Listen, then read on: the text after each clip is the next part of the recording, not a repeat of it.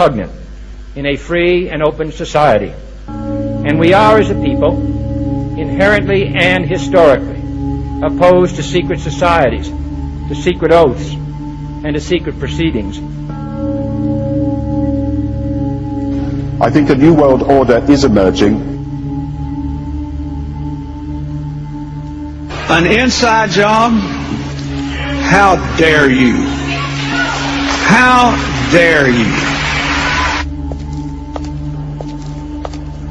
To create, so to say, mass-produced models of human beings arranged in some kind of a scientific caste system. We shall go on to the end. We shall fight with growing confidence and growing strength in the air.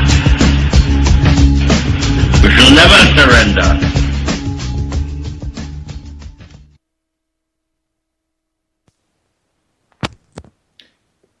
Good day, everybody. This is UCY.TV with the Solvinur Event. It's the 30th of May 2015. It's 4 p.m. in the Netherlands, 10 a.m. Eastern Standard Time, and this is the Solvinur Event with your host, Solvinur, or Walter, or Wouter in Dutch. The American radio waves have been hijacked all the way from Holland. So, how you doing, guys? If you go over to ucy.tv, you can find 2 links there that will lead you to the chat. If you go there, you can meet other people. And have a talk about whatever you like. So, last week we ended Larkin Rose's Most Dangerous Superstition, and I hadn't figured out what we're gonna do next. So I just don't know what to do. Maybe you people in the chat can tell me what you want. You know, that would be of help. Maybe you want to join the radio. That can also be done. Contact me at Skype. Solvinur, S-O-L-V-I-N, as in Nico or Neo. You are, that's the Skype contact you want to get to if you want to be on the air today.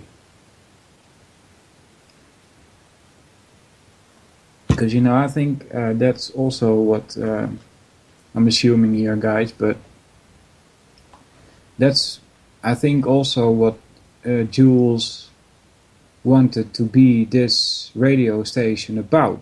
It's about you, you know,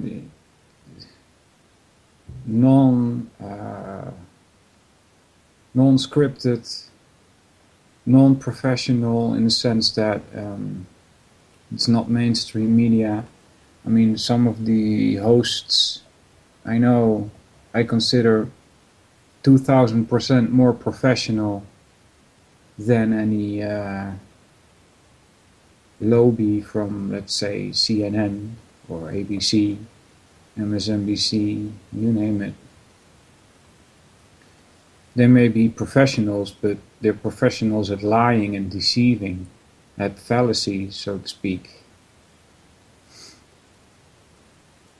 So, you know, this is, as far as I can tell, this is also for you, right? So, contact me at Skype, Solvinur, and let's make some radio. Welcome everybody in the chat. Anon, Hopper, JJ, Joe Friday, 3 times Jules, 1 times Road, Vince, a listener, that's her name, or his name, I don't know, actually, if it's a her or a he.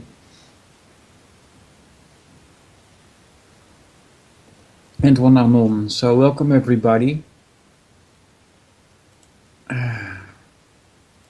It's like, when I started making radio, I was like, well, I don't need to prepare myself. There's just so much I can talk about, and that's true.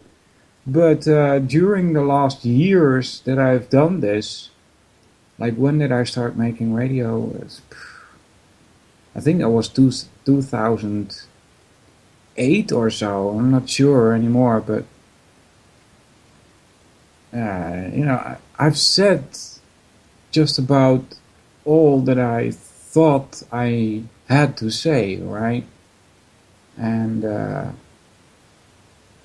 don't want to start repeating myself. I don't like that. So that's like 7 years or so, off and on, making radio at different radio stations. First in the Netherlands, and that was easy, It was not hard to just ramble on for 2 hours. I had sometimes I used to, not all times, but I used to have a small piece of paper with a couple of keywords on there, and I would build a 2-hour story around it out of my head, So it's not like I can't do that.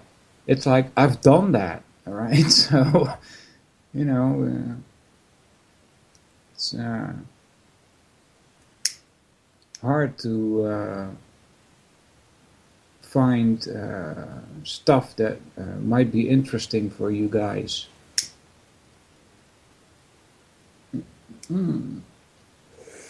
Because I don't cover the news, right? That's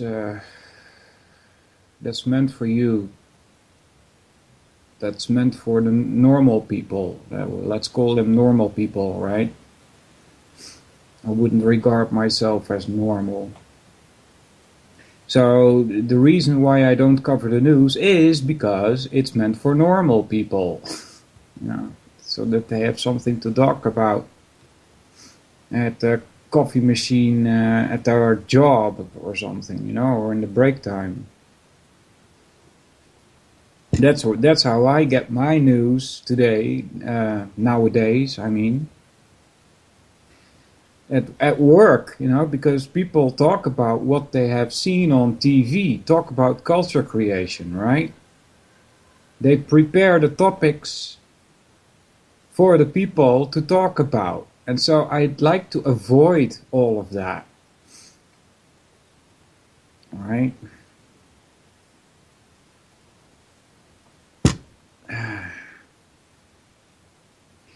So, nobody in the chat has something that they would like to talk about? Because there's things I could do, like Trivium or the Mahabharata. I have links for that. Let's check my bookmarks. What else do we have? Steel Alliance, well, that's not for you. Aldous Huxley UC Berkeley speech, that's a nice one.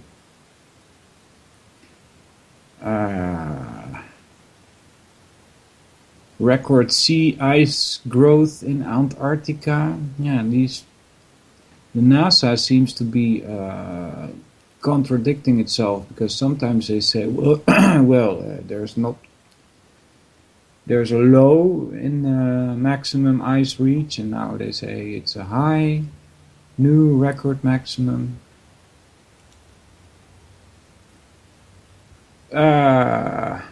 International agenda. Sure. Agenda 21. Links.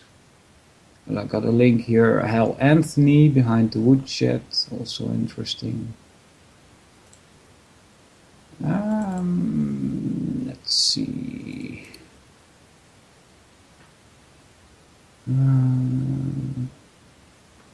We should be able to do that. Hold on, guys. Clickety click. Put that away. Right click here. There we go. So, bookmarks. All of them.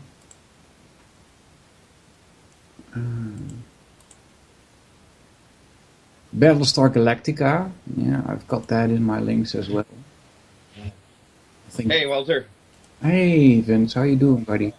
Doing good. How you doing this morning or afternoon?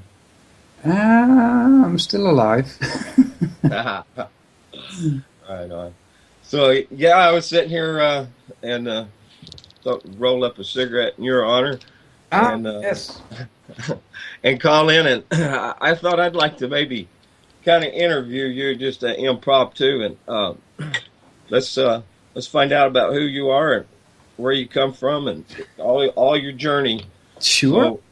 Because I was listening to you, as I always do, and you know, kind of come to a point, you know, where sometimes you like, I've said it all 100 times. You know, how many different ways can I say it? So yeah, I understand where you're coming from for sure.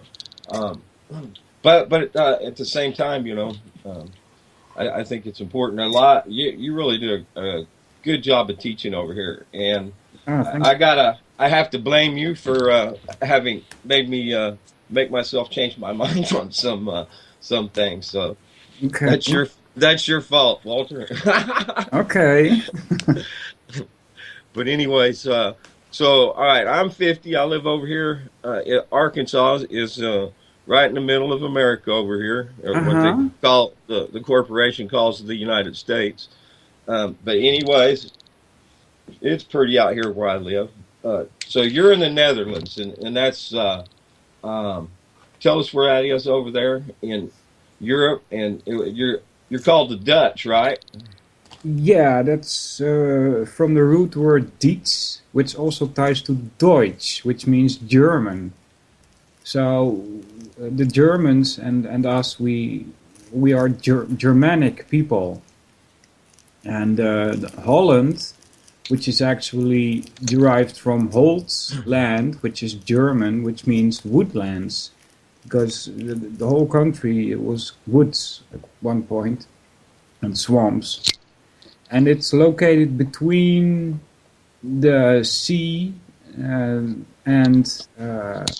Germany, and beneath us is Belgium, beneath that is France, beneath that is Spain, and above us we have like Norway, Sweden, Denmark, Lithuania, something like that. I can't pronounce those words. They're new countries that came to be when Russia fell apart. And the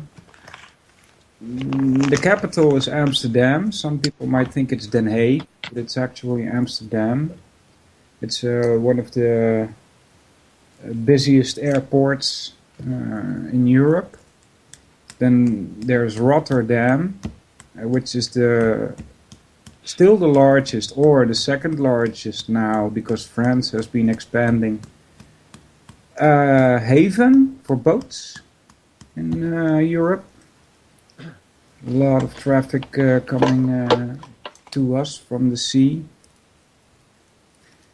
And, well, that's about what I can say about Holland. Well, it's a monarchy. You know. People might say, what's democracy? No, it's a monarchy.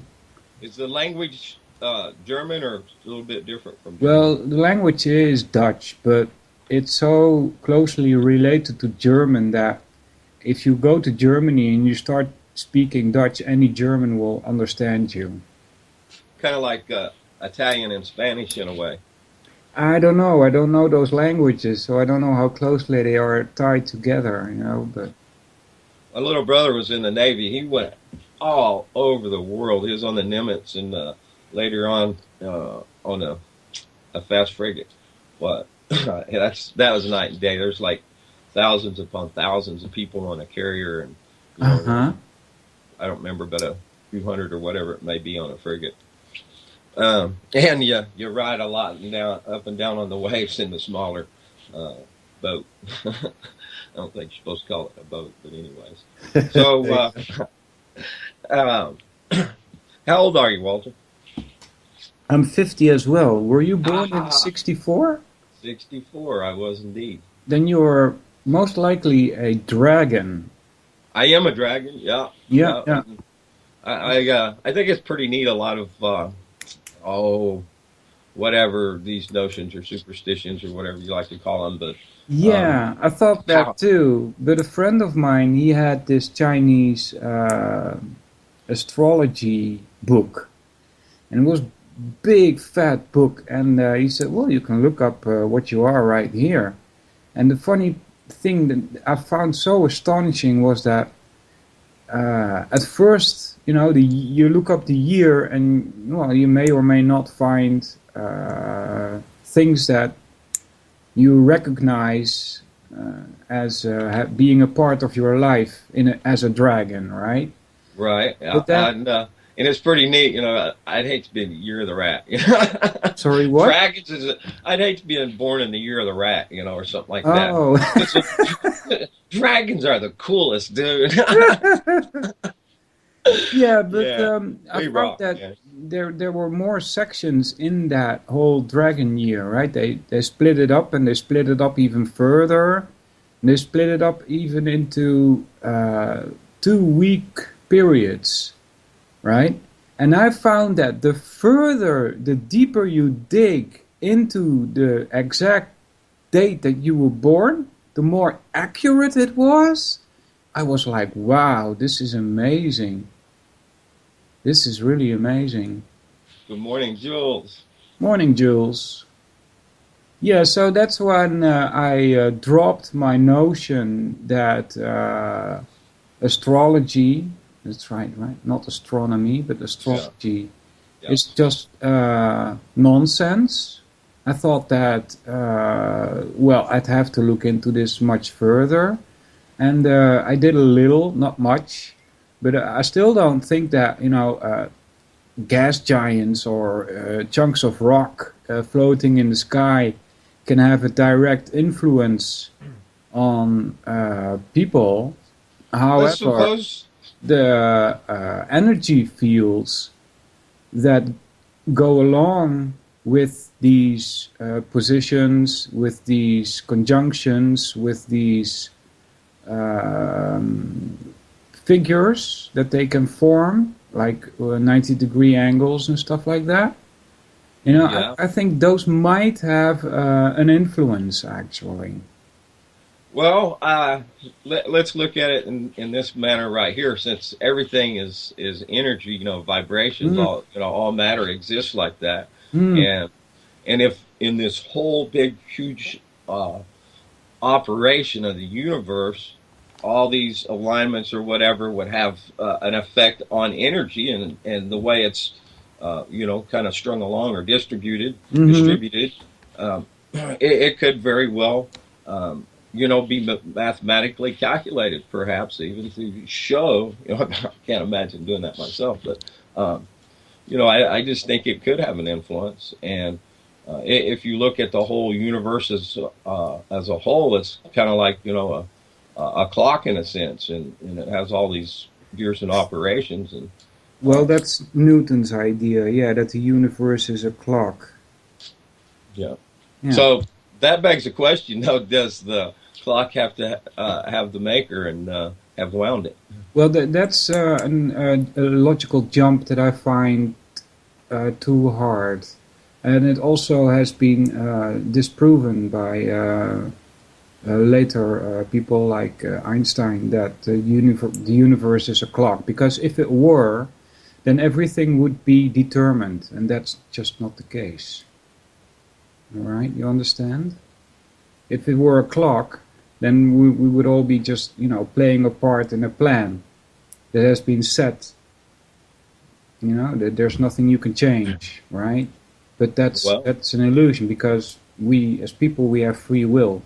That's right, and that's I would disagree with the statement too that you said, because it's all a matter of influence, and when we're autonomous, we have that free will, that right to live a life of self-determination. And I think according to and then of course would be defining what's right and good, but according to what's right and good is you exist with the same right that you and I hate that word right again, but to what you would give to other people, that non-interference with that person's life and liberty, and as long as they do no harm, then a person has no right to intervene or be a negative influence there. Boom, that causes a disruption in the energy that should be flowing. So that negativity, I think, of course, it affects it, and that's why there'd be that's why there's good and bad, is because it's a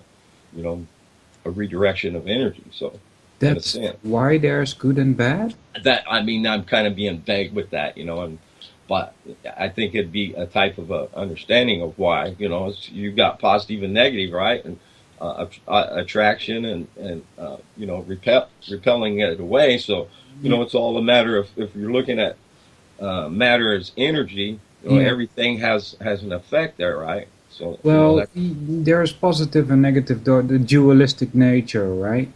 But matter in itself doesn't care, Well, I disagree with that, because you have, positive and negative electrons and stuff, and it's like I said, repelling and attracting, and that has an influence. So it's a plus. There's a plus and there's a negative. I mean, there's some things that are obviously bad, like if I walked up and beat you in the head with a stick or something. Right? Yeah, but that's not matter. That's you. It's the energy being directed in a form of matter, which you as an autonomous being are, taking the responsibility for doing so. Yeah, but matter in itself doesn't have a choice, right? It acts according to its nature. It can't, and that is determined, right? But what you do with it is... What do you mean determined? Well, water boils at 100 normally, right? Depending on the air pressure and stuff. Water boils at 100 degrees Celsius. That's the nature of the beast, right? It can't, decide to boil at 30 degrees Celsius. So that's determined. Yeah, unless a person change the parameters. As an autonomous being, has the ability to choose to do so. That's what makes us human, if we can call ourselves human or whatever. Because you could call some people, psychologically inhuman. Yes, I would say so. I would say that is a negative, a choice, a self-determining choice to commit a negative, which I got to beg the question again. I think there's right and wrong, and some things are obvious, others are a little less so. But yes, I agree that there's right and wrong, but only for humans, not for animals, and not for planets. I think I disagree with that about animals, though. Why? Because I think animals have understanding to different degrees, and certainly they show emotion. Yes, so I think they have a cognition. Showing emotion does not mean that you know the difference between right and wrong. I think it begs the question. Emotion is pretty much universal as far as, especially within the human race of people, that there's certain expressions that are universal, and those are these micro expressions that exist for a split second, and then, but all people from all over the world have that same. They respond in the same way. So No. What do you mean all people respond in the same way? there's micro expressions that people are unconsciously aware of that they use, and it's universal. When I say universal, it's worldwide. It's the whole of the human race. They all have the same. I mean, there's of course varying differences sometimes, or What's a extra. micro expression? Um, it's what it might be called a tale. Um, Ah, poker players yeah, use I know what you mean. the best of them use or understand it at least, or know how to But observe those it. are unconscious, right? Yeah, unconscious. Yeah, so when we're talking about right and wrong, we're talking about conscious choices, right? Yeah, but sometimes it's expressed by the doer without realizing that they're or not even having the ability, perhaps. Then, but sometimes there are those that can mask it. Sociopaths and psychopaths and so forth are Yeah. really good at it's a lot like an actor in a sense. If you watch what you might consider a good actor in a movie or something, they're able to portray that emotion. So of course even that then I guess can be manipulated, but generally I'm talking about people have the same reaction to whether it be fear. There's a little micro expression for fear, Yeah. for joy, and so on and so forth. There's quite a large category. I wish Yeah. if I'd realized. But how do I tie that to the difference between good and bad or evil? Well, I think it's an expression that is somehow built in there, or at least it's a language, or Yeah. an unspoken language in a sense that Yeah. would certainly show that there's a universal. I don't know where Well, yeah. everybody has that same connection to that there is a response that comes from inside that expresses it. And there's I'm talking about joy and love and all that, but there's also the beyond the fear too. There's expressions of contempt and Yeah. hate and so forth. So if I can go back again and beg the question that there's positive and negative, there's the good and the bad and so forth. That I just really think that some things, like I said, are self-evident. So that makes the person the author of the deeds that they do, right?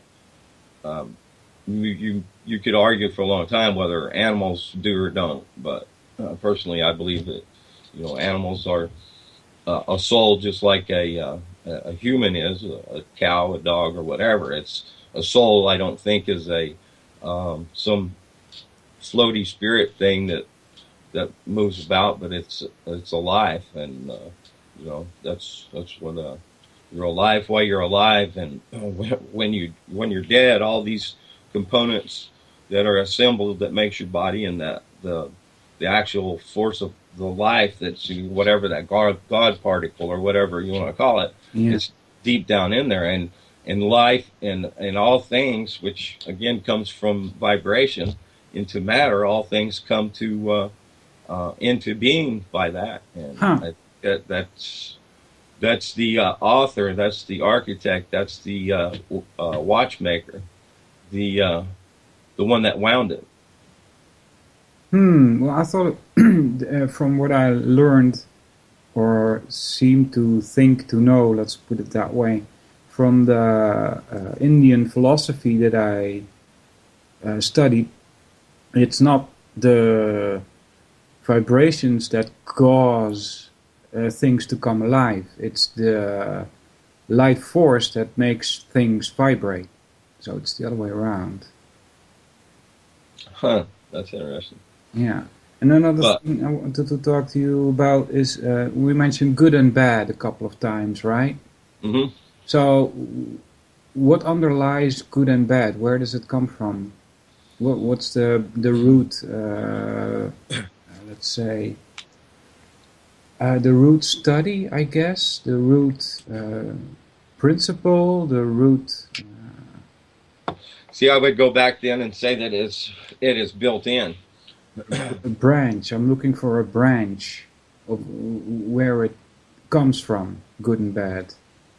A branch, well, I wouldn't even give it a branch. I would say it's built in again. Yeah, it's Built in built in. from the creator. And if Uh-huh. this goes in, okay, let's just Okay. say, people say, if God exists, why does there exist evil? And if you would think that if there was a creator, he'd want to allow a person to make that self-determining choice, Yeah. right? Good or evil, Yeah. right or wrong. Yeah. And that determines our character, Dr. Simon, character matters. Uh-huh. It's a great program. It's on tomorrow afternoon. Yeah, yeah. All right, but hold on, buddy. Before we move on, the branch where good and bad come from is called ethics. Okay. You know what ethics is? Yeah, I was studying, right and wrong, whatever. Yeah, all right. But interaction. Yeah, ethics is actually a third branch of philosophy. And it stems from the first two, all right? You mentioned some of it already when you mentioned creator, right? Your creator goes into the branch metaphysics, because metaphysics answers the question, what's the nature of reality? And if you say, well, there is a creator, then in your metaphysics, that's where it goes. And from your metaphysics stems, not only from, but also your ethics, right? So your ethics is based on the fact that you think there's a creator out there. You understand? Yeah, but also a person can have good ethics and be an atheist. Oh, sure, sure. If that's like I said, it's built in. Yeah. Your belief. What is a belief after all? But nothing more than a notion. And you know what? Where did I put that at? Let me unplug just one sec. Yeah. I wrote this. Oh, good. It's right next to me. Good. So this goes to. This is going to go. I haven't put it up yet, but I'm. I call myself mini me sometimes. I have so many different personas, right? Propaganda panda, because after all, we're going back to these notions and ideas and beliefs, right? And yeah, what I have to say, you have to say, or anybody else is no more our own propaganda. So pandering ourselves, so propaganda panda. But I also have over on World Truth what I call the paraphrase, if I can say it, if I can paraphrase this, the paraphrasing, I can't say it, the paraphrase, I'm sorry. Don't worry about it. I got into a laugh there, paraphrasing plagiarist, aka VRE. So anyways, last night, me and old Hopper came up with this, not the Hopper that we know, but a hopper here on the hill. Okay. It's just, and if I can read it because I've got a little wet. Now is now. Tomorrow is tomorrow. This might not be what I was thinking. And he tricked me, boy. He drew me along for a long time. And see, I didn't even know that I was in a debate until he had me, right? So he says, now is now, tomorrow is tomorrow. And yesterday, and I forgot what we said after that, but something, anyways, it came to a point where he's all like, what is right now is not going to be what is right now in a minute. So it's not truth, it's not relevant. And, you know, and it just always changes. So there's never any truth or absolute because it's always going to be different. But anyway, so yeah, he tricked me into to a point where I'm like, okay, yeah, that makes sense. And then he pigeonholed me, right? And that's the first time that's happened to me in a very, very long time. Yeah, well, he used a contradiction. That's why you got tricked. Yeah. Yeah, you want me to point out the contradiction here? You bet. And let me mute up for a minute. I'm gonna do I sent an invite out to World Truth this morning, so sure. Let me go pop over there, and I'm gonna mute up, and I'll be back in a couple minutes. That's all right. And I will be listening as I do this. So yes, please explain it. Yeah. So your the person that you were talking to was saying, well, there's changes, right? Everything changes, and therefore, he claims, there can be no absolute truth because it changes all the time, right? So, if you want to make a statement like that, then you're contradicting yourself, because the statement he makes cannot be true then, according to his own philosophy, right? So this is called the stolen concept, as far as I know, if I interpret this correctly. I told him that too, so I said, I think I You unstuck told him myself. he's using a stolen concept? No, I didn't, because That's a very tough one to pinch through sometimes. yeah, he was he when looking back through the conversation, the conversation. That's how I felt. It was conned at the end, but yeah, I could see it was he had that well rehearsed. It's not the first time he'd used it. He had it so well perfected. I missed out some of those little telltale signs that I was talking about earlier. As far as taking a read on a person. Yeah, Anyway. to put it most simply, if you claim that there is no truth, then how can you make such a claim? Right? It's contradicting itself. You can't make any claims like that if you claim that there is no truth.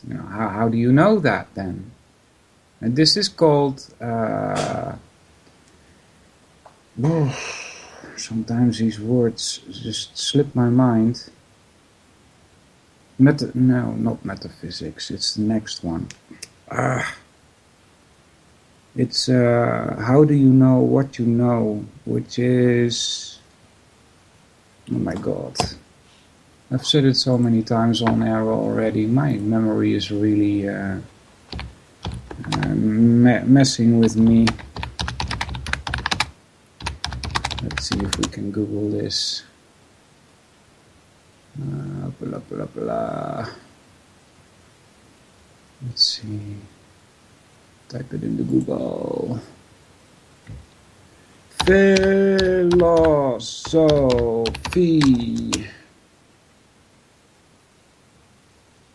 Blah, blah. Epistemology, that's what it is. It's from the, I think it's Latin. Episte, which means to know, right? And so the epistemology is a study of how do you know. That's a pretty tough subject, because a materialist would say, well, there's only one way to know things, and that's via your senses and using reason. Logic is a part of reason. Like I said last week, I think there's more to it than that, and I based myself a bit on the studies that, again, my names in the memory are not that good. I used to speak with Terence McKenna in the trilogues. And he did study on how do dogs know that their owners are coming home, and cats also, by the way, and how do human beings feel that they are being stared at, right? He even went to professionals in the business of security that watch through camera, and other professionals like assassins, and they get taught, these assassins, for instance, get taught that you shouldn't directly look at the back of a person, because they might turn around, catch your eye, and you've blown your cover. And the people of the security cameras, they were asked if they thought that people sensed if they were being looked at through the camera, and they said yes, that they do actually. So that's a kind of what is called extrasensory perception, and it goes. If you Google that extrasensory perception, you get into all kinds of New Age stuff, which I dislike very much. But these are, I would say, anomalies or something like that seem to be pretty well known by most human people. I mean, have you ever had that you felt stared at? No? Probably you have. Absolutely. I think I have probably maybe more so the whatever you want to call it, the ESP or whatever, the sixth sense. Yeah. And I believe that it goes back into perhaps a common language at one time perhaps might have been a little more sensory perception as opposed to verbal, complete verbal. Mm-hmm. And like I said, I think that ties in. There's so many things for me that just ties together. Right? That how I make sense of the things the information that I have available, and that I put together these ideas, these notions, and these beliefs for myself that, of course, affects the way that I choose to live life. Right? Well, yeah, affects the way you act, of course. Yes. But excuse me. I think I got a little piece of background.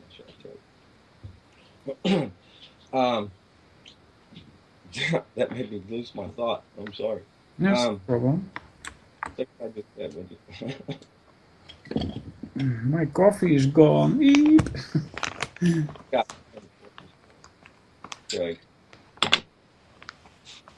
Okay. I completely derailed myself there. But anyways, if you all have tuned in over from World Truth, welcome. Glad to have you along listening. This is Walter Hendricks. He is from the Netherlands. The name of the program is Solvinur Event. And Walter and I are discussing kind of ideas on what is. And that reminds me that exactly what I was going to say. What is, and I think that's what we're doing here. We're on this, why we have a radio to start with. We're discussing what is. Yes. That's how I like to say, That's an objectivist point of view, which I tend to agree with, but you have to put something more in that.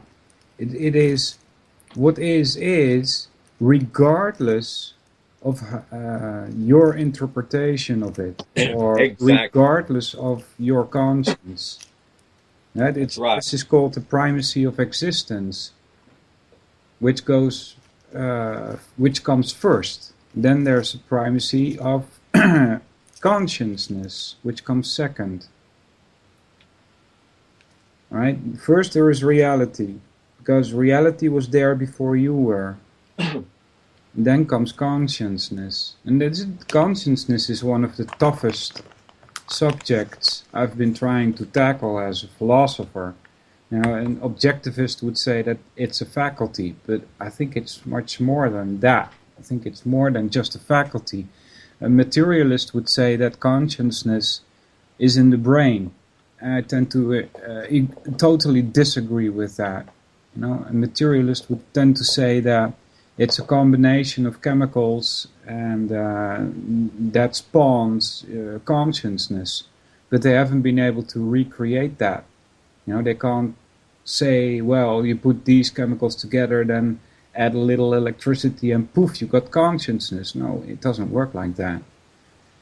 So I'm more of a, I guess, mystical viewpoint that I would tend to agree with there, is that consciousness comes from you, and this is also very difficult to understand, of course. You as a living being, right? And that would be something non-material, hence the mystical side of it, right? Yes, there's certainly a lot of mystical interpretations of the world about us. Yes, which some legends or stories or mythology and so forth. You know, of course, as human beings go back in time and have a, you know, closer back towards the original ancestor, uh, there's more and more ties together as sameness, and it's only so what some people suppose to call races, of different races of humans, when in fact we're all the same, and we've migrated out, and through isolation and gene pool, you know, that makes the characteristics, at least physical characteristics, are expressed, and you see a difference. So other characteristics and parts of who we are as a human being or as an existing cognitive creature, we are self-aware, of course. So I just think, you know, there's different parts that are transmitted along, and some are isolated, like I'm saying, with the isolation of gene pools over here. These other people have, you know, we've not evolved, we've devolved, we've degenerated. There's less information to pass along, right? So if you look at the way, say, dogs are bred, especially the ones that are so obviously man determined as far as isolating those gene pools, there's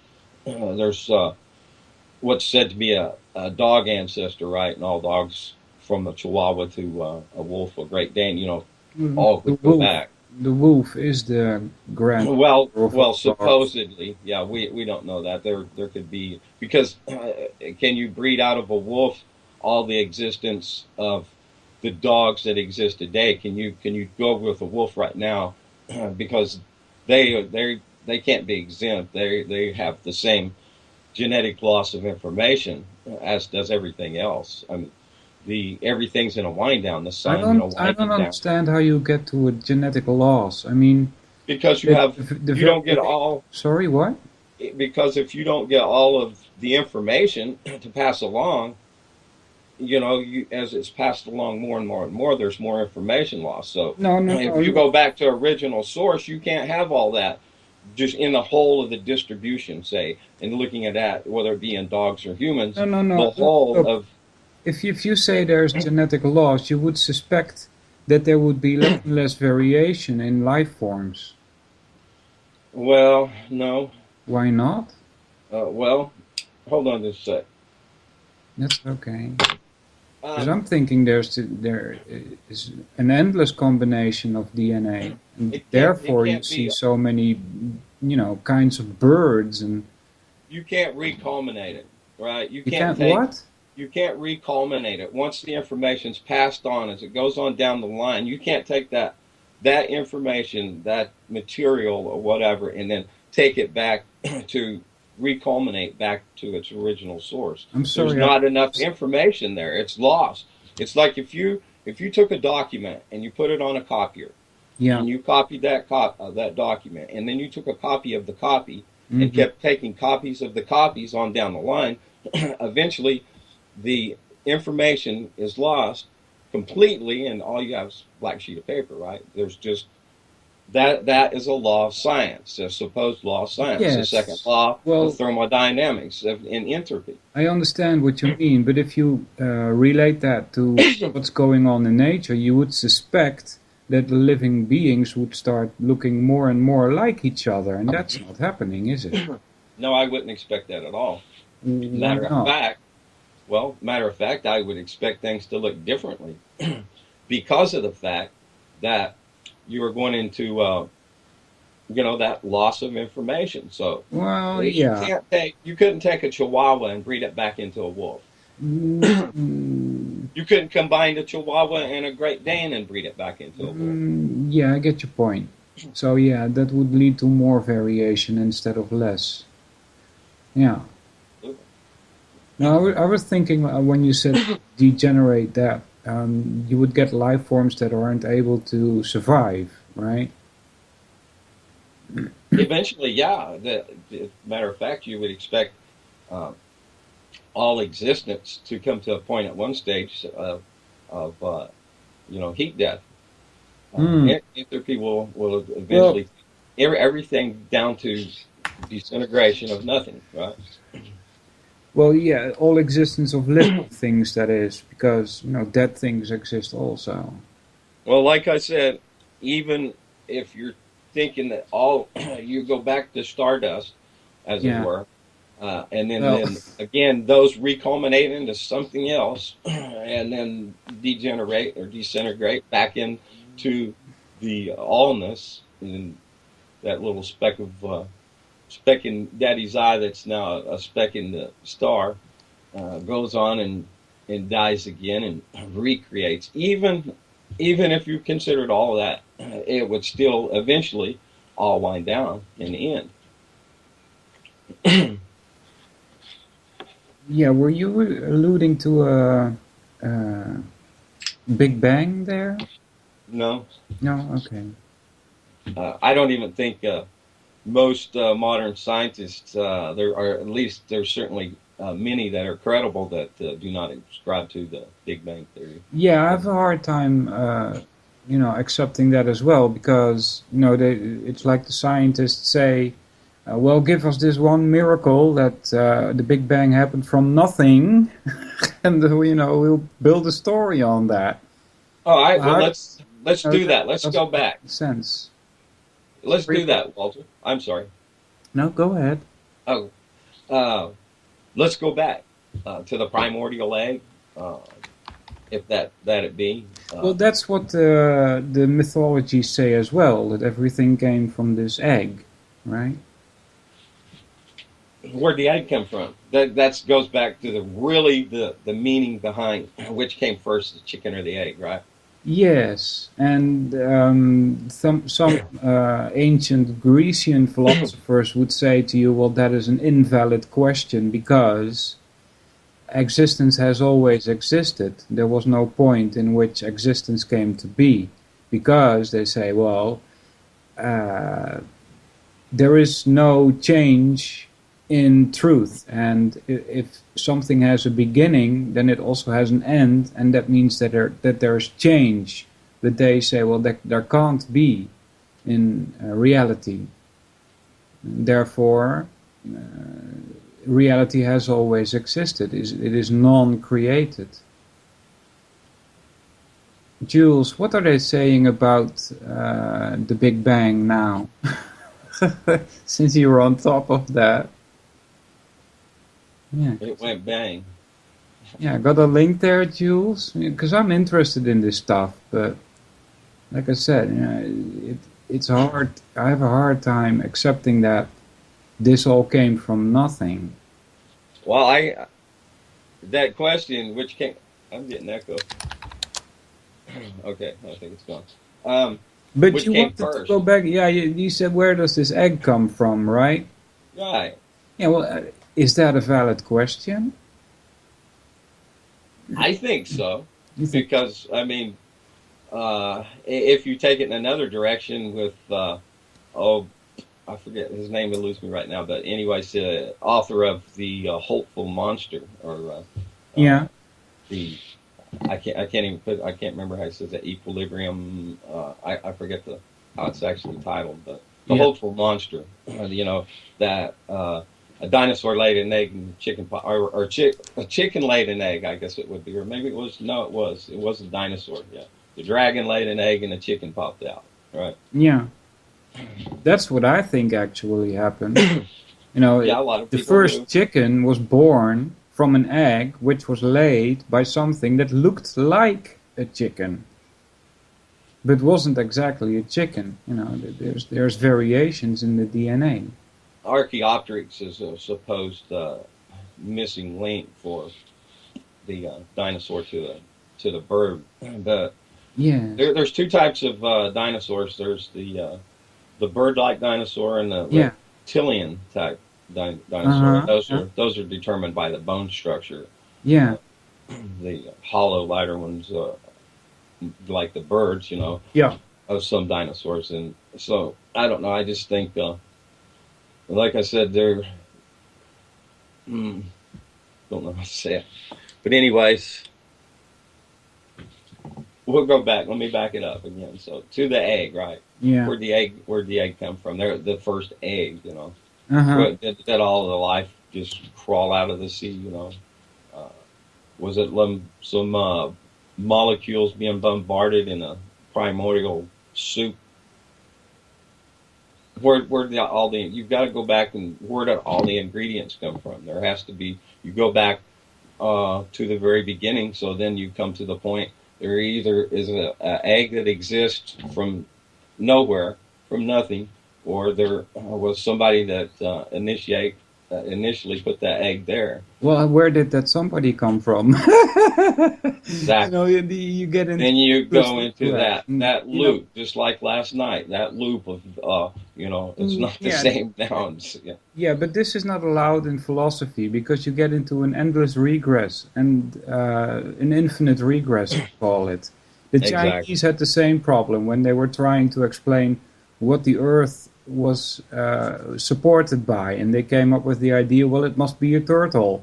And then somebody asked, well, what's the turtle standing on? And, well, it's standing on another turtle. So you get infinite regress. That's not allowed, all right? Yes, That's little dogs. where.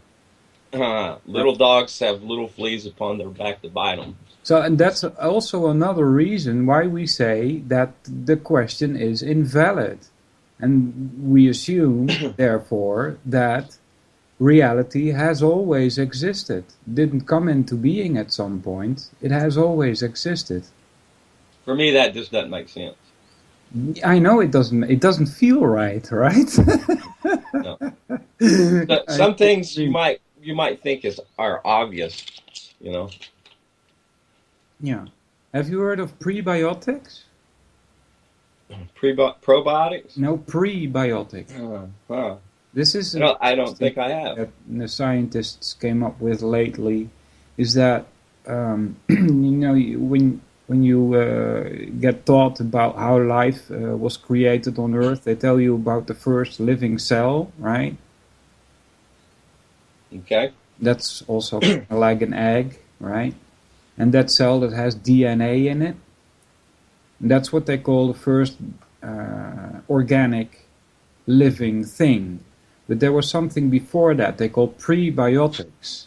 And this is a DNA strand without a wall around it, without a cell wall around it. Oh, yes, I think I have actually. Yeah. Yeah. I don't know too much about it. So these are like amino acids and stuff like that But was that's around in the sea, right? that's not very recent though, or is it? What came first, that or the so-called God particles that spark of life that they've been trying to break everything down. Of course, a few hundred years ago, without the equipment of today, people didn't know of like even bacteria and so forth. And Louis Pasteur pretty much disproved the idea that flies just don't maggots just don't grow in meat, and then spontaneous generation by spontaneous generation come into being out of that meat. It was in fact flies laying their larvae, of course. So yeah. The spontaneous generation idea, I think, is certainly debunked just with simple observation. And this is, I had read the wrong thing earlier, what I was looking for, but that took me in another direction, which was good too. Anyways, but this is what I had come up with. There's a difference between truth and an obvious fact, and that's still debatable. And I hate that word, but the word fact, because facts are pretty hard to, with things that obviously influence and change and so forth, can in fact, always be that same exact fact, as far as consequences, can't they change by like we were talking about earlier, by the interaction, the input of the energy from not only just us as conscious choosing beings to do so, but the other things that are inanimate that would have the same influence as far as reaction, whether it be the planets being on a line or whatever. Yeah, you make me think of Rupert Sheldrake, which was the guy I talked about earlier, by the way. he claims that the laws, as we call them, of nature, like gravity, he doesn't see them as much as laws, but more like habits, which could Like what? be changed. I'm sorry, like what? Habits. Say that again? Habits. Oh, habits. Yeah. Like what nuns wear. No. Just kidding. Yeah. But he thinks that it's a strange idea to say that, there was the Big Bang and all of the laws of nature came into being at that exact moment, right? That's a strange thing to say, and I agree with that. He says that the laws of nature were evolving and are more like habits than things that cannot be changed. Right? And so that's where you say, well, what are facts, right? Right. And as a philosopher, I tend to think that facts do not change. I mean, what was true 2,000 years ago is still true today. This is as opposed to a subjectivist view, right? A subjectivist would say truth is dependent on the eye of the beholder, and truth can change. And that goes into even towards the direction of situational ethics, where a person has the right to determine for themselves what's right or wrong. And I would surmise that goes in the face of what I would call obvious or fact, that there is a difference between right and wrong, and it's self-choosing individuals. I think inside, going back again, deeper back into the original of what life is, or what makes us who we are as a human being. We have within us, built in, a knowing, and some people would call it a conscience. Where does it go bad? When does the evil take over in a person, when they are obvious evil at this point? We could characterize that in individuals through history, but I think we certainly all have an own idea of what evil embodied is. So, when does that person then? Are they always have the ability then to change and do good, or are they corrupted? Is it a point in time where a person's evil and could rightfully be judged evil? And does that characteristic then make that individual complete at that point and unchangeable? Well, I think somebody said that a man is defined by his actions, and since you have free will, you can change your actions. But right. Do you mind if we play some music? Not at all. All right. Let's do that then. Have a little break so I can get some coffee. We'll be right back, guys.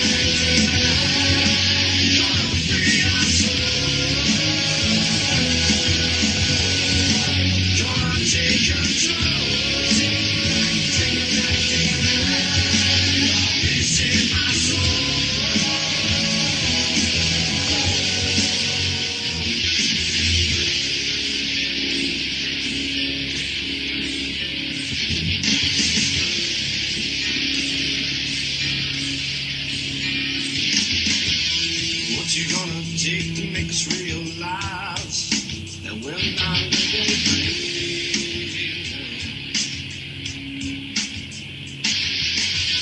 Standing up for your rights, only doing what's right. They'll knock you to your knees.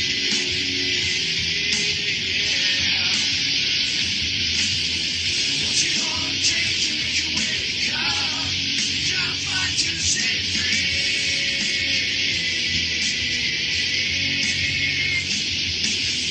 It only takes a spark to set things off. You say you want a revolution, yeah. We're gonna take back control. We're gonna free our soul. Gonna take control. God, please save my soul.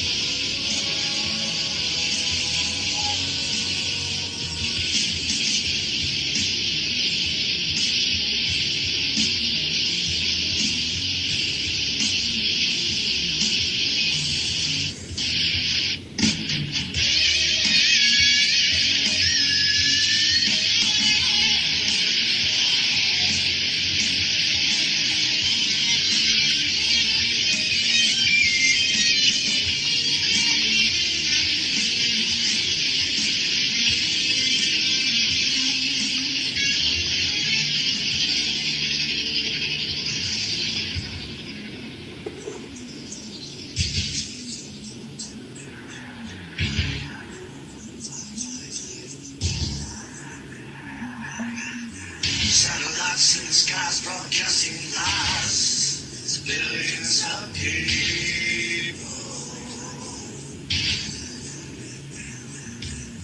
Cameras on the streets tracking who we meet. You call this liberty?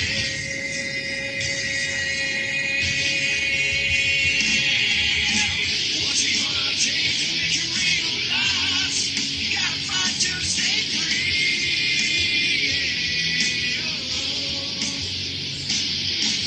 It's gonna take a spark to keep things on for the freedom revolution. Yeah, we're gonna take back control. Gonna free our soul. Gonna take control. Please save my soul.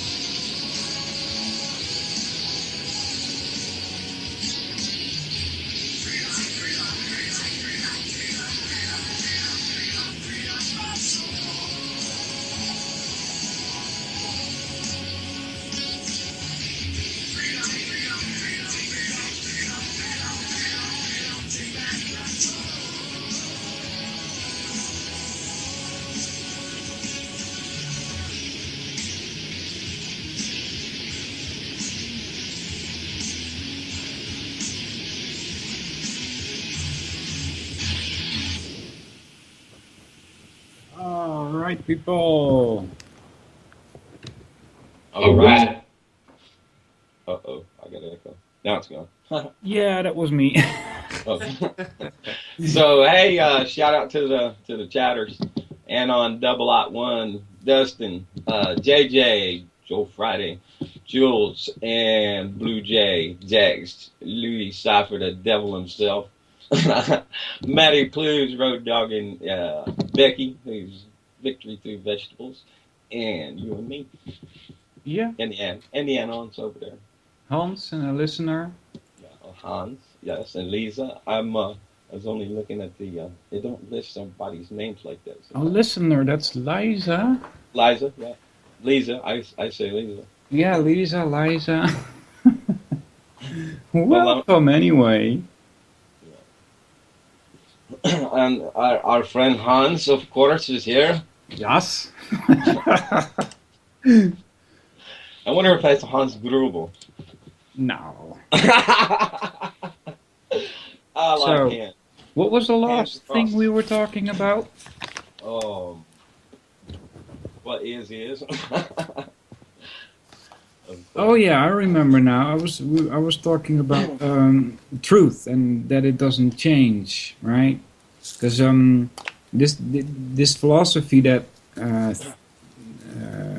there is no such thing as truth has actually more to do with Kant than anybody else, although he was preceded by some that had the same kind of basic idea. But what Kant seems to think is that we should not think of reality as we get it via our senses, but that reality should change depending on what our senses are doing. He turns it all the way around. Now I've heard a teacher in philosophy speak about it like this. There's a couple of people in the car and they're driving down the road, and the objectivist says, I'm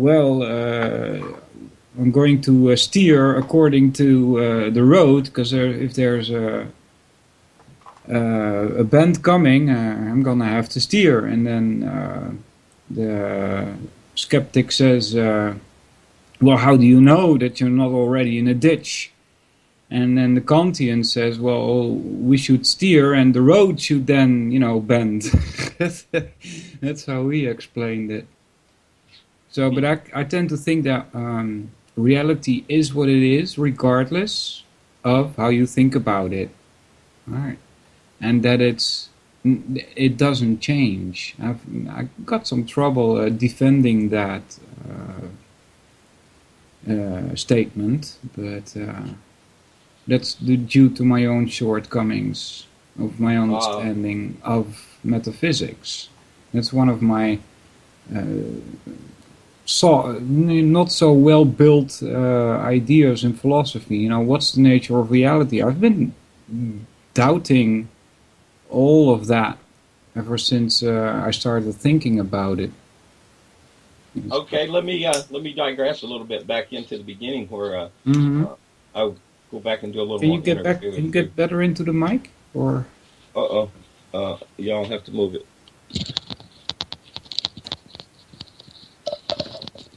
There you go.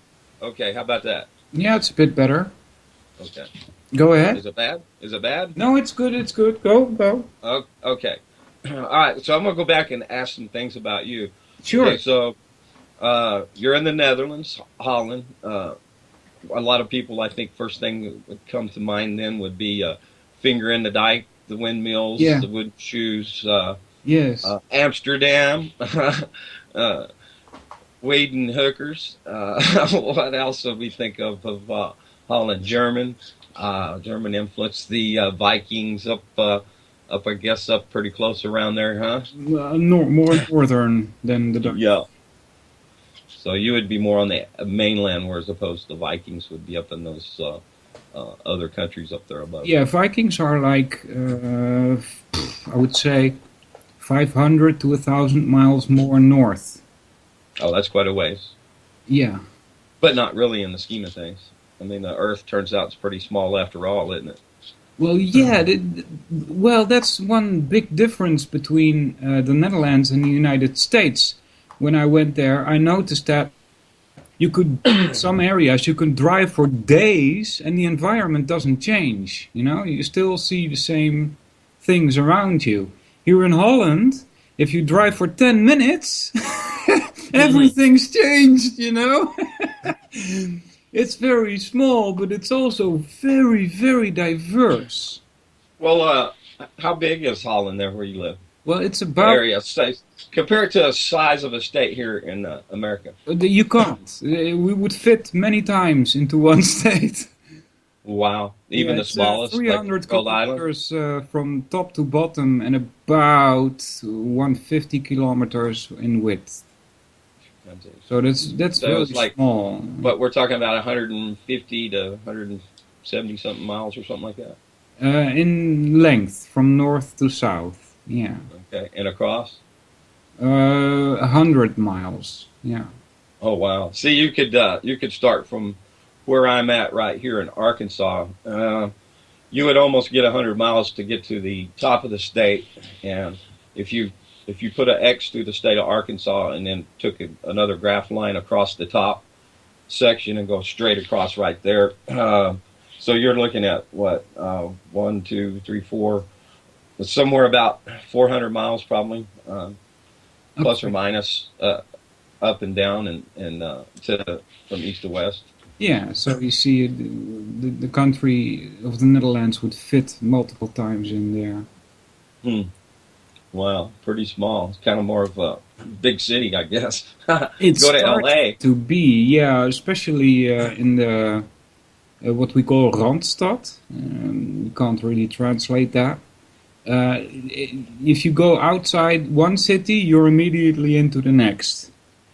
Right, so it really is like one big city, except for the most northern parts, like Groningen and Friesland.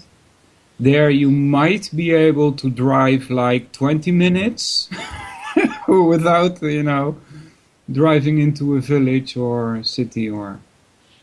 Well, where I'm at, you could walk out my back door and go 3 directions and hit the river eventually. But, a person, I think, could pretty easily get lost out here. There is a lot of hills and hollers, a lot of woods. And of course, there's a lot of tree farms that, they grow for paper mills, the big Kraft and the Green Bay packing and so forth. But, in the a lot of the woods...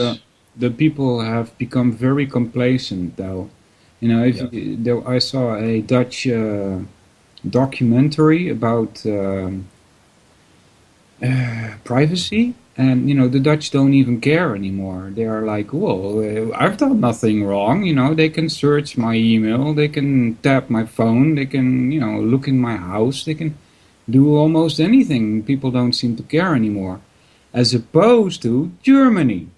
They are very tight on their privacy over there. They even managed to influence politics that much that laws were repealed about what government could do when it comes to gathering information. Because, they have a history where they know that government can do bad things with the information that they get. How many times will the state of Rhode Island fit inside of the Netherlands? None, I think. I don't know how big the state of Rhode Island is, but... I don't either, but it's very small. Oh, a listener said that Netherlands is closest in size to Maryland. Now, I don't know what Maryland is, but... Maryland's adjacent to the District of Columbia there. Okay. Which, I can't tell you the mileage on it, but it's not very big. It didn't take, I bet you could drive through it in less than an hour going north to south, maybe be only a half an hour to get through. I've only been through there one time. Uh-huh. Yeah. That was a neat trip. Earlier, it was before 9/11, I had flown up to Maine. Yeah.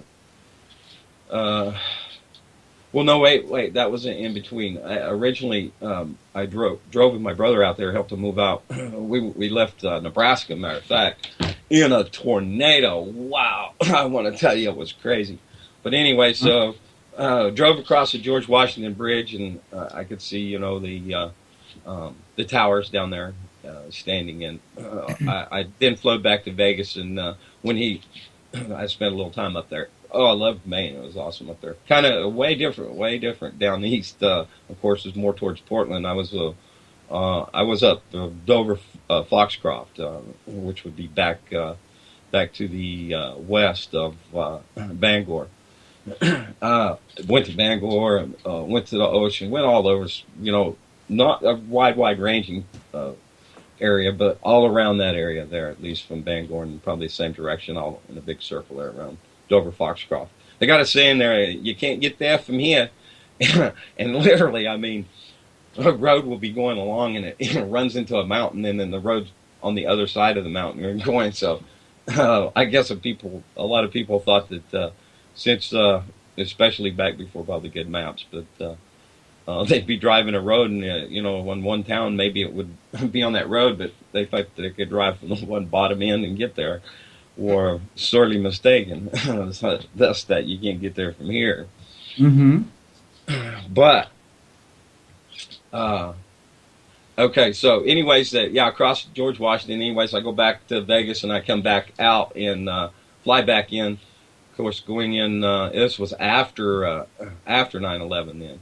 So when we came back, we drove back out of Maine and pulling a trailer, had a hitch behind his little car, and got off and drove through New York City, which my brother, I guess you couldn't understand it, but for me it was like, way so exciting. I mean, New York City, I don't know, there's an energy that just is self-evident to me, that this mystical place in New York City. But Yeah.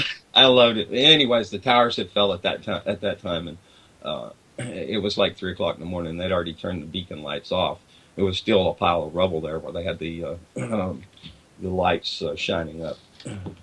Anyways, but drove down Wall Street and all around town. Kind of got lost, but for me, it's an adventure. Like when JJ and I met on the bus, and broke down and stuff.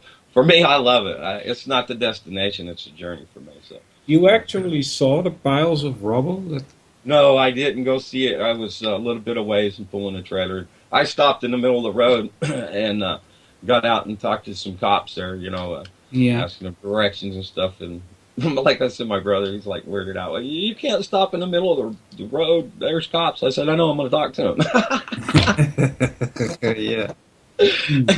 That's the type of person I am. I tell you what, I've been pulled over back in my trucking days up by Flagstaff, the DOT there, and he let me. He had to shut me down for 8 hours, but out of service. But anyways, we ended up talking for like almost a couple hours and stuff. But I think it's funny. I've never met a stranger anywhere I go, any environment, any whatever, from country to city. I find people fascinating, and I've even had people say, "Ain't you afraid to be here?" And I said, "What I got to be scared of?"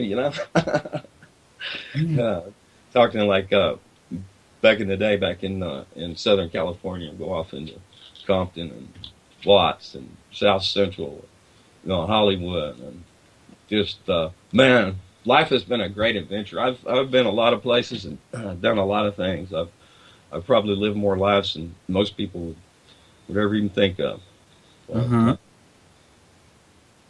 That feeling too when I was 16, right? I felt like I've had like 3 lives or something, or 4. Yeah. And I was only at 16. I hitchhiked cross country at 14. Yeah, From me Tulsa too. to Vegas. I did that with a friend of mine. We just started hitchhiking. We ended up in South France. And then we decided we wouldn't go into Spain, and we went back hitchhiking. That was pretty fast, by the way, because we got a ride from France all the way back to the Netherlands. So that was pretty fast. But I always wanted to see Europe. I don't reckon I ever will.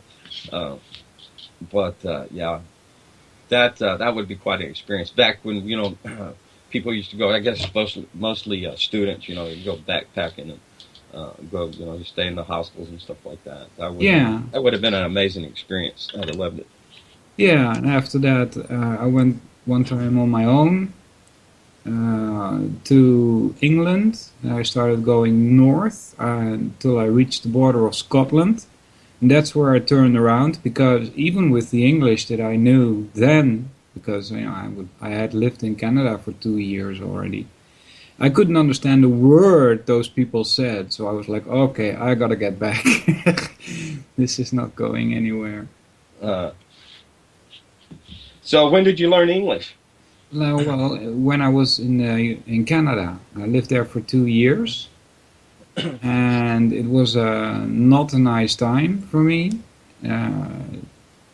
because I was still living with my father. Yeah, I don't think he's dead yet, unfortunately. Yeah, I mean, really, he can die today, as far as I'm concerned. But he even put me on a plane back in the Netherlands, dropped me here, and went back to Canada. That's also a reason why he lost his rights. You know, as parents, you have rights over your children, right? They were revoked, and the government stepped in and took over for me. That was, you know, not to say that the government is good, but that's really a turning point in my life. Like, I was like so happy that finally I got some normal people around me that I could call family. You know, I ended up in a, what you call them in America, kids' house. What you call those? Yeah, they would call them, I guess, juvie over here, or foster Juvie? Well, I wasn't foster in prison. What? home. Foster home, Foster. Well, it's or like, an orphanage. yeah, Orphanage. more like an orphanage, but we weren't all orphans. So, but that was so refreshing for me, and it really, I really think that that's where my life started. Because I was so much more free, you know. Even in the orphanage, you know, I felt like I could do anything compared to the life that I used to have, which was So like, you weren't. They didn't dress you in rags and beat you and no, force you to no, work in a no. factory, and you had to beg, "Please, sir, may I have No, no, another?" no, no, no. They give me money for clothes, and you could go into the city by your own, or if you wanted to, you could take one of the leaders there with you, you know. But you could spend, what was it? I think it was like 50 guilders per 2 months or so that you could spend on new clothes, and I was like, wow, I'm gonna get new clothes, you know. Wow. So I've always, you know, worn these shitty clothes and never something new. You know, my dad didn't even buy me a bike, you know, and that in Holland, where everybody has a bike, right? So, you know, it's, that was really a turning point for me. So I'm You know, I rode. glad he dropped me from Canada, but that's where I learned English. I was there and I went out, met these How old was you? youngsters, and they were talking English, and I was like, "What's this? What's that?" Until they, you know, were really tired of me asking, "What's this?" and "What's that?" But that's how I learned English. Yeah, How old was you then? You said when you was in Canada. I was like 13. Ah, Yeah, 12, 13, something like that. soup Nazi.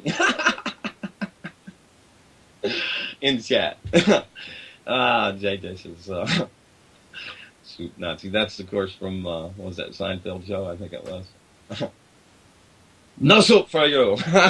Oh, we had good food. You know, there were two buildings there where we lived. Well, that's for the what you not orphanage, but what did you say? Yeah, orphanage, foster home. Well, it's not like a foster home because Not a juvie. there were JJ. more children there. There were like 12 children in one big house, and every child had his own chamber. What you call that? His own room Bedroom where he or could go cubicle, to, and there or- was a room downstairs where everybody could go, and we had a kitchen also in that big, huge house. But there were two of them, so there were like 24 children, and there were like 4 to 6 what we would call leaders, well, which would be like surrogate parents, right? And beside that house was another huge building which did all of the administration and such, because you know it's government. And yeah, group home, listener, yeah, I guess that's what it is. And there was a huge kitchen in there, and if you wanted, you could go there and you could learn to cook, and you could help the cook there if you wanted to. And they encouraged all kinds of things. They encouraged me, for instance, to go welding, things like that, for something that you could put behind your bike and load stuff on there. And so, yeah, it was pretty free, I guess. You know, there were not telling you that you have to pray before dinner and you have to do this and you have to do that.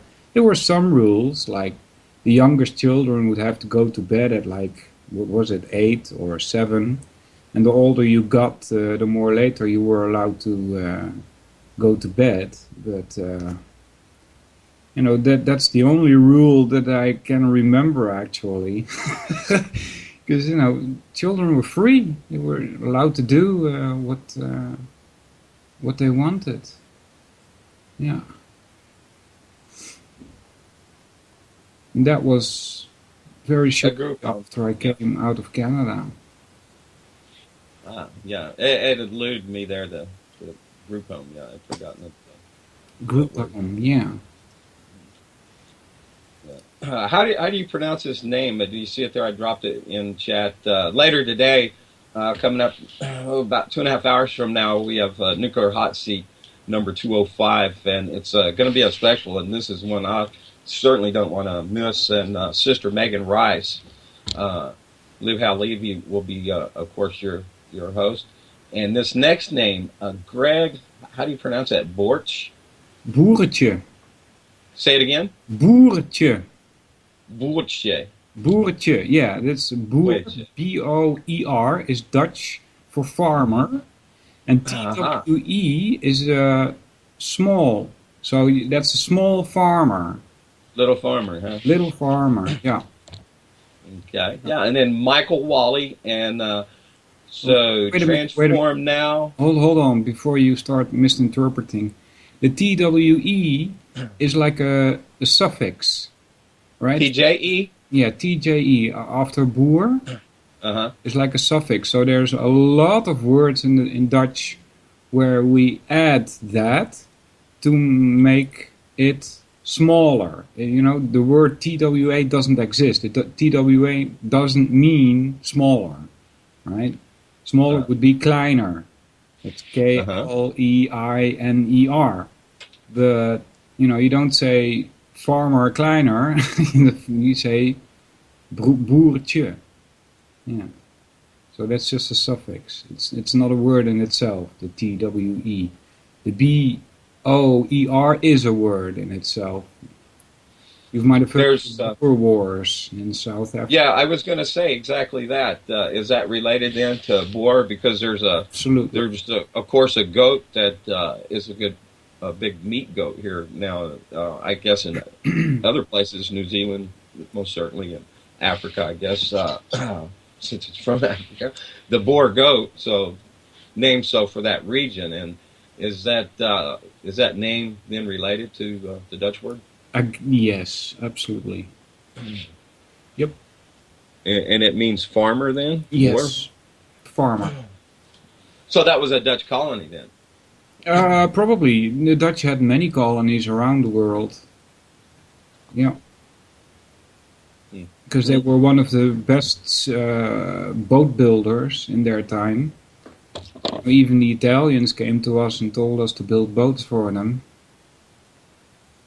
And the French, the Germans, we built boats for almost everybody because we knew how to do that best, but we also were good sailors. That was a precautionary method, it probably evolved from precautionary methods if if the finger gave way in the dike. Be on the ready, build good boats. Well, the Netherlands is below sea level, right? Yeah. So, yeah, you might think it has something to do with that. Yeah. Perhaps indeed. And the word Netherlands, I'd rather actually use the Dutch word Holland for it because it ties back more to our origins. The word Netherlands is French. It's from Pays-Bas. That's French. Pays-Bas means lower lands. Nether means lower. The nether regions, right? You know what? I'm sorry, I got to interrupt you. I've got to go back to this chicken and egg deal, and now it's more of a question of the boat or the dike. So, did they build the boats because in case the dikes broke, or did they have the boats and come and say, And it makes me wonder why they wouldn't have found a place that wasn't underwater. No. They came in the boats and said, "Hey, let's make some land." Yes, there were boats before there were dikes. All right. Yep. Why do the British hate the Dutch? Do they? I wasn't aware. I don't know. This is Hans. This is why the British hate the Dutch. So I missed something. For building that's dikes still or colonies. oh yes, for colonies, absolutely. I see right below. Yeah, well, I don't think the British are in competition with the Dutch because Yeah, the whole British went out. royal family is They're all the same. yeah, it's German. Uh-huh. As it That's is right. in England, as it is in the Netherlands. You know, it's That's one right. family. Exactly. And Yeah. contrary to what people may think, they still rule here. This is a monarchy, not a democracy. Well, my world exists as I as the benevolent dictator. Yeah. That's a contradiction in itself. You know that, right? This is part of my propaganda panda routine. Yeah, you mentioned the word propaganda earlier in hour one, and I wanted to mention something about that. It has a bad name, right? Propaganda. Right. But it actually stems from propagate, and that just means to bring forth. Right? Hey, So if I you like that. propagandize an idea, it only means you're talking about it, right? That's I like all. that. Yeah. It makes it even better. Thanks. Yeah. I'm always learning from you, Walter. We got some great teachers here, and Jules is a wonderful teacher every morning, talking about some good stuff, exploring the dystopia and what the F in the Dystopia. world. Yeah, Yeah, see THX 13, what is it? THX, oh my god. E- THX 1138. Oh, what? Have you ever seen that movie? Oh no! Oh, man, wait a minute. I see that. think I have, and I don't remember. Oh, Yeah, it's a seems like- really good movie. Type can't remember Google, what it's about. guys. THX 1138, 1971 movie. It's a really good dystopian, and it warns about how people are going to be treated. Yeah. Maddie says proper propaganda, Yeah. perhaps. I like that too. Proper propaganda, a proper presentation. Yeah, that's actually the word is the same in Dutch. We say proper. It has the same meaning. There are a lot of words in English that are actually the same in Dutch. Like school. We just pronounce it a little bit different, but we spell it exactly the same. You How say you pronounce school, we say school. School, yeah. And what about kindergarten? That's a German word, actually. Kid. So kinder is kid, and garden. What is garden? Pop it in their hands. Tell us what it is. What do you have at the back of your house? Where the lawn is. A porch, a back porch. Don't you call it lawn? Oh, a lawn? Yeah. A garden? I don't. Yeah, you know Yeah. what a garden is. Garden is an English word. Oh, okay, garden, huh? Yeah, It's- kindergarten. That's Yard, exactly it. garden. Yeah, garden. Okay.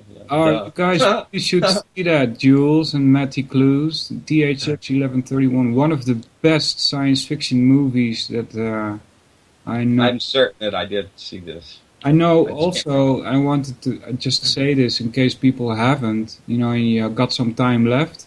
Go check out the Battlestar Galactica 2004 series. There's 4 seasons. Starts in 2004. You could even watch the Plan, that's what it's called, before you start the series. It's one of the best science fiction series out there. It's really, really good. And if you watch it for the first time, you wonder if you are not a Cylon. That's how good it is. I love that. Was the best ending of any series ever. I watched all the Battlestar Galactica. Of course, they had, I think, what was it, in the late 70s or early 80s, the original Yeah, that's Battlestar crap. Galactica. And this is awesome. Yeah, the Yeah. 2004, it starts in 2004. Those series are really, really good. Yeah. Yeah. I'm I- rewatching them now, actually. Yeah. Thank you, Hans. Yeah, Child's Garden, and I had a brain fart, the moment, I guess, there. Some things are only too obvious, and the obviousness of the fact is missed, I guess, right? Kind of Yeah, going back Hans to says South. we have East India Company, right? And I remember that from school in history. They were really like cruel businessmen. But to say that they were in direct competition to the British, I really doubt that, because I think they worked together. I really do. I think so That too. was the British Empire, There's always right? there's always a supposed enemy at hand, and when you really look at it, those they're all kind of hand in hand in concert behind the scenes. Maybe Exactly, like today, like ISIS, they work together, right?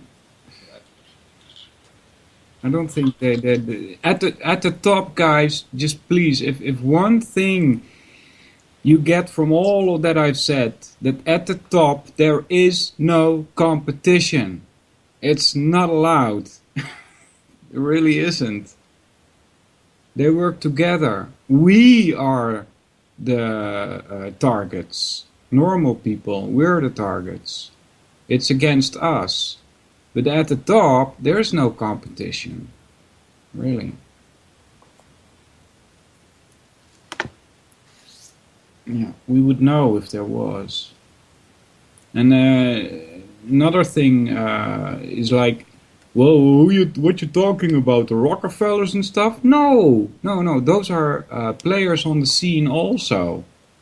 Because if they were really that powerful, they wouldn't be dining in restaurants where normal people also go.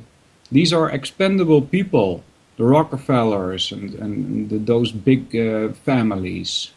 If they were really that powerful, we wouldn't even know their names. Because that's how I think.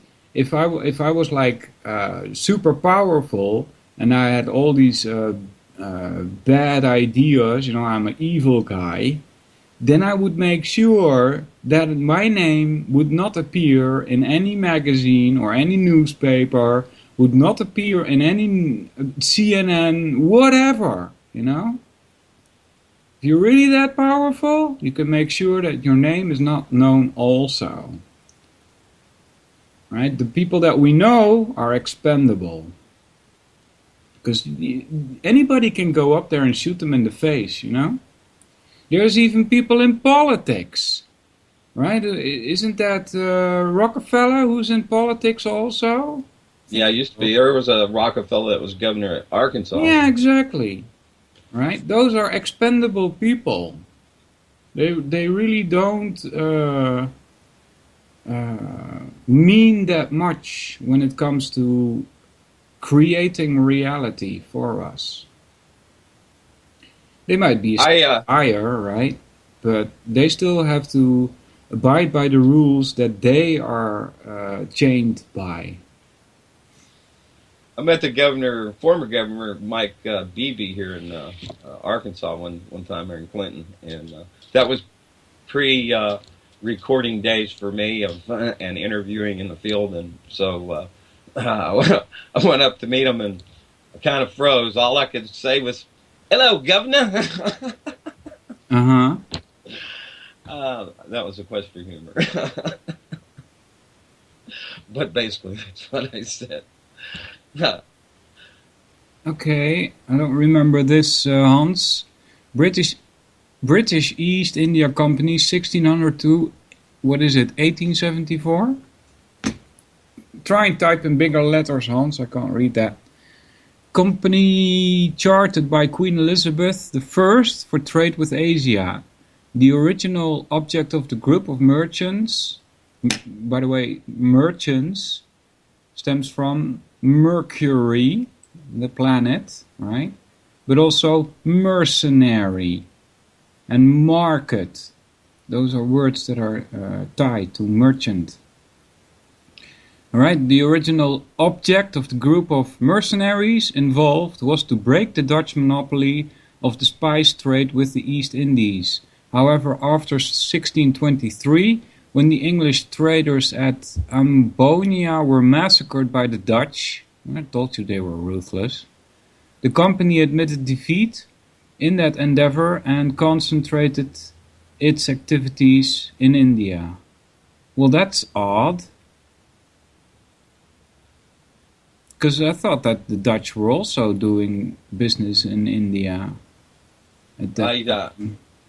Yeah, there's always, squabbles or even, manipulated squabbles to, give the appearance of competition, I'd say.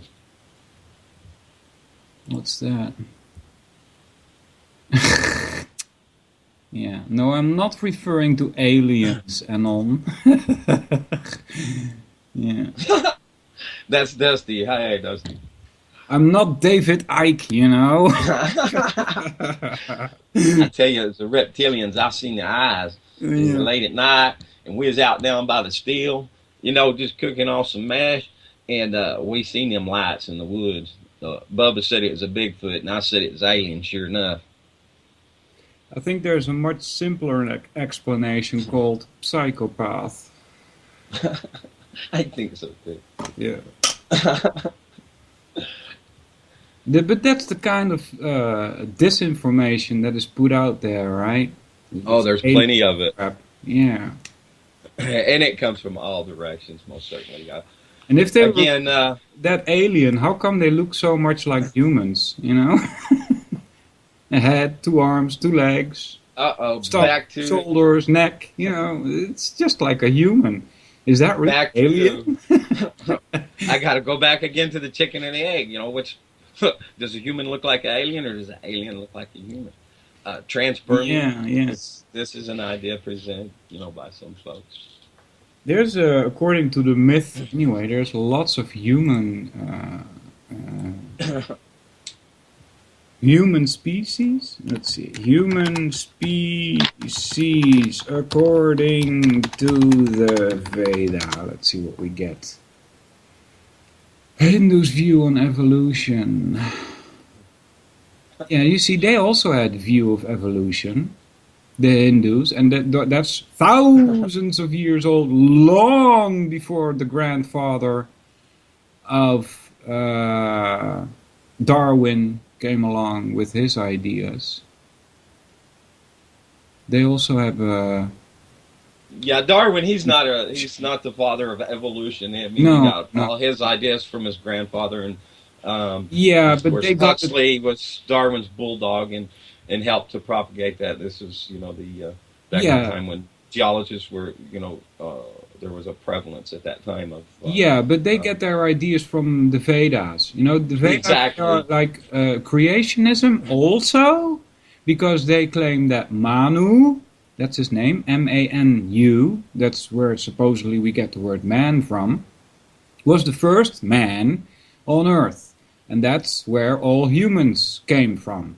But they also have a evolution agenda, which says that it's the soul that evolves from the most low species on Earth up the ladder, right, until you become a lion or a monkey or a cow, and after that then you evolve into a human being, right? So they also had an evolution theory, so to speak. Yes, and 400,000 species of man. Yeah, I don't see anything for that. But I do See, I don't know if you can call them species, and that's what JJ's talking about Nephilim here. Uh, we were talking about the other day as far as the giants and the cover-up. The mound, what they're called mound builders here in America, are the pyramid builders. Also, these great civilizations, and there's a lot of evidence for, and bones that have been hidden and even dumped in the ocean of giants, and evidence for their existence has pretty much been negated as far as history. And we can even go back to what Hans was saying up there, this massacre, and all that is history that we get fed to us on down the line. So, the history is written by the victor, or history is told as his story. Yeah. And a lot of times people get the retelling with some embellishment or outright lies to the fact, So who knows? Yeah, Who knows? I must admit that the pyramids and other buildings in South America and China and India, they all look a bit pyramid-like. That's a bit confusing, It doesn't make sense that Stone Age builders would be able to create such things.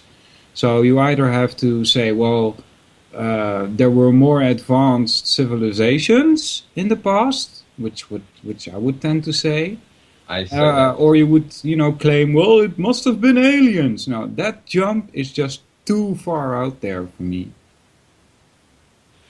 Wouldn't you think if there was a species advanced enough to come here and visit us that we wouldn't just see some crop circles, that they would surely have touched down somewhere and say, take us to your leader. Yeah. Or they would say, well, democracy doesn't work. You're doomed. Doomed. Yeah, crop circles is another one of those disturbing things, I would say. Though I have my ideas on it, and that is the following. These crop circles, they started out as just circles, right? And they became more and more difficult. Nowadays, you even have three-dimensional crop circles, right? And I'm thinking like, okay, let's look at what we have in reality.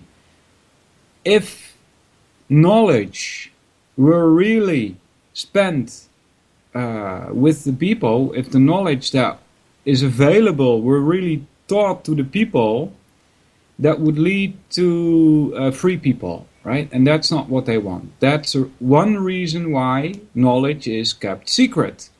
Not only military-wise, because you don't want to tell your enemy what kind of technology you have available. That's another reason for keeping knowledge secret, right? So that you have to assume that knowledge is being kept from us, right? And so my idea is that these crop circles are made with some kind of technology which we haven't been told about.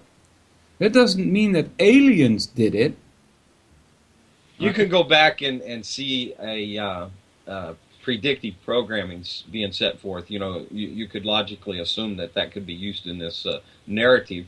Going back with just to the point where Reagan says, imagine, I won't do this voice, but if That's we were suddenly under attack by a ultra world species. Yeah, that's absolutely predictive programming. I agree.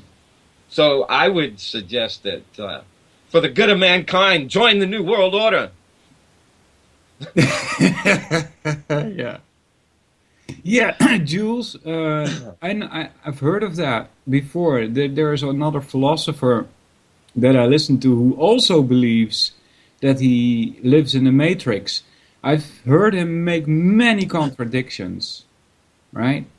The thing about to say that we live in the Matrix means that this is all an illusion. He also mentions that, right? To claim that this is all an illusion is also a contradiction in itself. Because if you claim that we live in an illusion and that therefore there is no such thing as truth, then you cannot make a true statement. You cannot make a statement that is true. Therefore, he's contradicting himself when you say, we all live in an illusion. Well, if that's true, then there must be some truth, right? And Something I say must be true. It's a stolen crazy. concept idea again. That's just crazy. We all know we all live in a yellow submarine. Yeah. Hey, let me shout out the programming for the day before we go off air. We've got World Crisis Radio with Webster Tarpley coming up next, followed by Nuclear Hot Seat with Liv Halavi.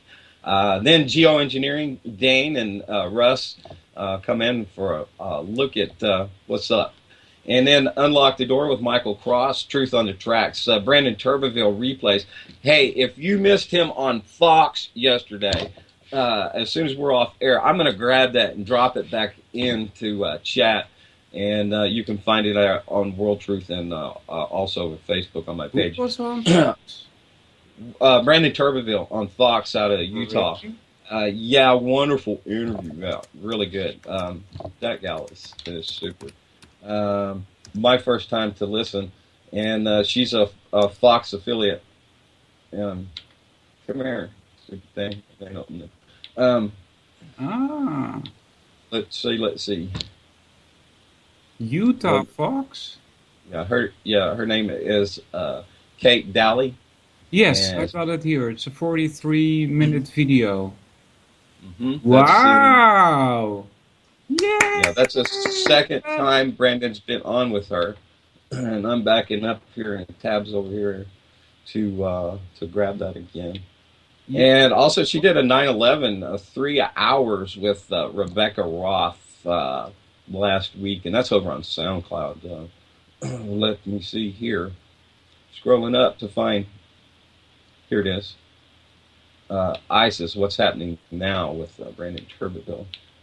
Cool. Well, I'm quite amazed at how these mainstream media are actually putting out some truth nowadays, even in the Dutch newspapers also. Yeah, we should get her over here for a podcast. She would be amazing. Okay, so let me go ahead. We've got a new show. This is the second one, Cutting Through the Matrix after Brandon. That was, I'm not sure, I don't have the information in front of me. That's a replay from Brandon Turbeville coming up on UCY.tv. So after that, again, Cutting Through the Matrix with Alan Watt, second show here. Then World Crisis Radio again, followed by the Ocelli Effect with Chuck Ocelli, and then Jaded with his wife Kim. And round out the night with the rebroadcast of Post Ignorance with Kevin Blanche. So a lot of good radio here today. Walter, appreciate you having me on, brother. Thanks, Vince. You're welcome. We had a good show. You betcha. All right, so I'll jump off and let you end your show, and we'll see you on the radio next time, brother. Yo, take care, buddy. You guys even have Cutting Through the Matrix on these days? That's fantastic. That's awesome. Alright, remove from group. There we go. Everybody in the chat, thanks a lot for listening. And on 37, Dan Tennessee, Grump, welcome buddy. Jojo, and JJ, and 3 times Jules. You got a lot of computers over in there, Jules. Louis Cypher, Matty Clues, Road Dog, who's in there for 4,007 minutes. Victory Through Vegetables or something. Also welcome. Vince is still there, listener, and unsere Hans ist auch da. Ja. Thanks a lot for listening, everybody. I'll be back next week. I have no clue what. And we are, as a people, inherently and historically opposed to secret societies, to secret oaths, and to secret proceedings. I think a new world order is emerging. An inside job? How dare you? How dare you? To create, so to say, mass-produced models of human beings arranged in some kind